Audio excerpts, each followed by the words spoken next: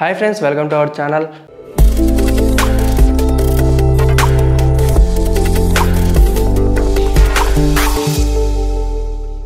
Friends మనకి ఈ మధ్య కాలంలో గవర్నమెంట్ అనేది కొత్త యాప్ని అయితే పరిచయం చేయబోతుంది. అదే ఈ-రూపే. అసలు ఈ ఈ-రూపే అంటే ఏంది, అసలు దీని కథ ఏంది, ఇప్పుడు మనం వీడియోలో తెలుసుకుందాం.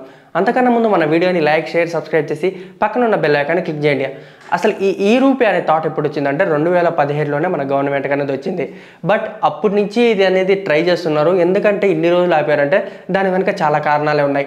అప్పట్లోనే మనకు తెలుసు కదా, 2016-17 ఆ సంవత్సరంలోనే ఫోన్పే కంటే ముందు పేటీఎం అనేది బాగా ట్రెండింగ్లో ఉంది.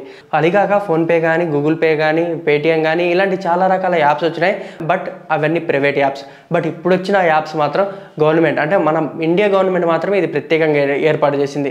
ఇది ఎందుకంటే బ్లాక్ మనీ అవన్నీ తగ్గించాలని చెప్పేసి ఇదైతే చేసింది. అంటే ఈ ఈ-రూపే యాప్ అనేది ఒక్కొక్క బ్యాంకు సంబంధించి కొన్ని బ్యాంక్స్ అయితే లింకప్ అయింది.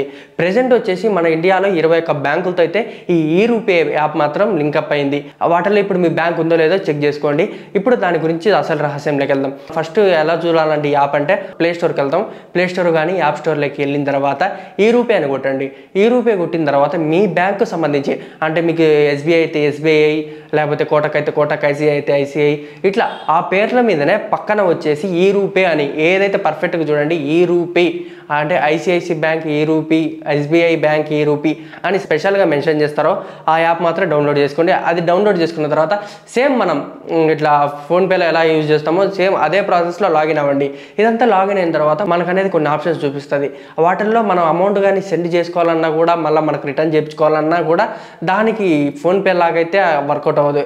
ఎలా అంటే దీనికంటూ ఇప్పుడు మనం ఎవరైతే మనీ ట్రాన్స్ఫర్ చేస్తామో, సపోజ్ ఇప్పుడు కనుక నా ఫ్రెండ్కి మనీ ట్రాన్స్ఫర్ చేయాలనుకుంటే అతని దగ్గర కూడా సేమ్ యాప్ ఉండాలి, లేకపోతే సేమ్ అంటే ఈ యాప్కి సంబంధించిన క్యూఆర్ ఉండాలి. ఇలాంటివి ఉంటేనే అది ఇంక్లూడింగ్గా పనిచేస్తుంది. అలాగని ఇదన్నమాట. దీంట్లో ఉన్న బెనిఫిట్ ఏందో తెలుసా, మనం 2 రూపీస్ నుంచి 100 రూపీస్ వరకు కూడా అమౌంట్ అనేది మనం ఎవరికన్నా అంటే వాలెట్ యాడ్ చేసుకోవచ్చు, లేకపోతే మళ్ళీ మన అకౌంట్లోకి రిడమ్ చేసుకోవచ్చు. ఇది ఎలా అంటే మనకు నార్మల్గా 100 rupees note, 2 rupees note, 5 rupees note ఇవన్నీ చూసి ఉంటాం కదా, దానికన్నిటికీ ఒక సీరియల్ నెంబర్ మీరు ఐడియా అబ్జర్వ్ చేసి ఉంటారు లేదో, సైడ్ ఒక సీరియల్ నెంబరు ప్లస్ కొన్ని ఐటమ్స్ ఉంటాయి అన్న మనం గుర్తుపట్టడానికి. సేమ్ అలాగనే దీంట్లో కూడా మనకంటూ సపరేట్గా ఒక సీరియల్ నెంబర్ అనేది ఉంటుంది. ఆ సీరియల్ నెంబర్ చూడగానే సేమ్ ఒరిజినల్ నోట్ ఉన్నట్టే దాంట్లో మెన్షన్ చేసి ఉంటారు అనమాట.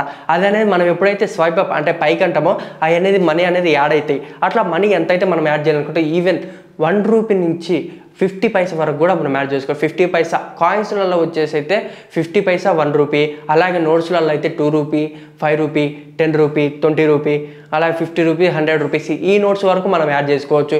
ఈవెన్ మనం పాయింట్ టు పాయింట్ అంటే 50 పైసా కూడా దాంట్లో యాడ్ చేసుకోవచ్చు అనమాట వ్యాలెట్. ఇప్పుడు సపోజ్ మన అమౌంట్ యాడ్ చేసుకోవాలంటే జనరల్గా 100 రూపీస్ నోట్ ఉంటుంది కదా దాంట్లో దాంట్లో మనం 100 రూపీస్ నోట్ని స్వైప్ చేసి పెట్టేస్తే 100 రూపీస్ అనేది అలా యాడ్ అవుతాయి. అంటే అలా మనకి పైన మెన్షన్ చేస్తుంది. తర్వాత మనకు 50 పైసా కావాలనుకుంటే పక్కన కాయిన్ ఆప్షన్ ఉంటుంది. ఆ కాయిన్ ఆప్షన్లోకి వెళ్ళి 50 పైసా కావాలంటే 50 పైసా, 1 రూపీ కావాలంటే 1 రూపీ అనేది మెన్షన్ చేసుకుంటామంటే మనకు 100 రూపీస్ ప్లస్ 100 రూపీ పాయింట్ 50 పైసా ఉన్నట్టు అయితే మనం అట్లా మెన్షన్ చేసుకోవచ్చు. లేకపోతే 101 రూపీ మన దగ్గర ఉన్నట్టు కూడా అట్లా చేసుకోవచ్చు. ఇట్లా చేసుకున్న తర్వాత వ్యాలెట్లు అనేది యాడ్ అవుతాయి.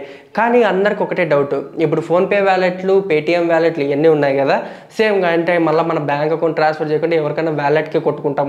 బట్ ఇది ట్రాన్స్ఫర్ చేసుకోవచ్చా మళ్ళీ మన బ్యాంకులోకి అనుకుంటే తప్పకుండా చేసుకోవచ్చు. ఎందుకంటే గవర్నమెంట్ ఇచ్చిన ఆదేశాల ప్రకారం మనం ఒకవేళ మనకి దగ్గర ఎంత అమౌంట్, ఇప్పుడు మనం 100 రూపీస్ యాడ్ చేసుకున్నాం కదా, 100 రూపీస్లో మనం 30 రూపీస్ మళ్ళీ రిటర్న్ చేసుకోవాలనుకుంటే అక్కడ 30 రూపీస్ అనేది ఒక 10 రూపీస్ నోట్ ఒకసారి 3 టైమ్స్ స్వైప్ చేసినామంటే 30 రూపీస్ అయింది. తర్వాత కింద వచ్చేసి రీడమ్ ఆల్ అని ఉంటుంది. ఆ రీడమ్ మీద కొడితే మన అమౌంట్ అనేది మళ్ళీ మనకు రిటర్న్ వస్తుంది.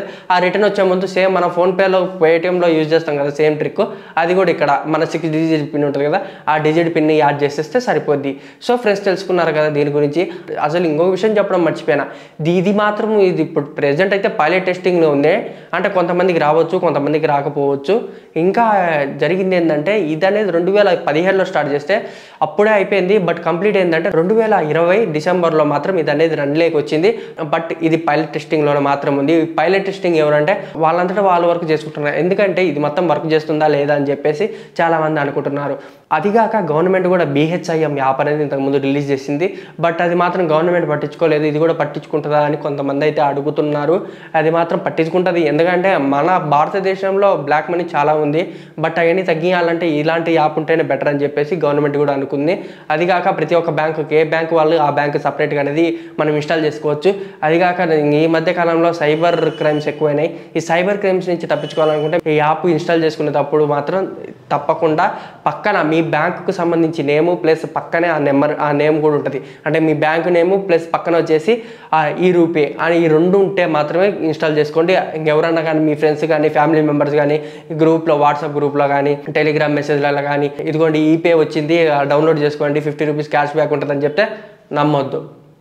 ఎందుకంటే ఈ మధ్య సైబర్ నేరగాళ్ళు బాగానే మనకు ఇంతకుముందు అంటే దొంగలు ఏం చేస్తున్నారంటే మనం ఇంట్లోకి వచ్చి దొంగతనం చేసుకొని మరిపోయేటోళ్ళు. ఇప్పుడు ఏం చేస్తున్నారంటే ఏదో చెట్టు కింద కూర్చొని లేకపోతే ఏసీ కింద కూర్చొని శుభ్రంగా ఒక OTP ద్వారా అమౌంట్ అయితే ట్రాన్స్ఫర్ స్వాహా అన్నట్టు చేస్తున్నారు. ఇది మాత్రం గుర్తుపెట్టుకోండి. సో ఫ్రెండ్స్, తెలుసుకున్నారు కదా ఈ రూపే గురించి. ఇలాంటి మంచి ఇంట్రెస్టింగ్ టాపిక్స్ కోసం మా ఛానల్ని సబ్స్క్రైబ్ చేయండి.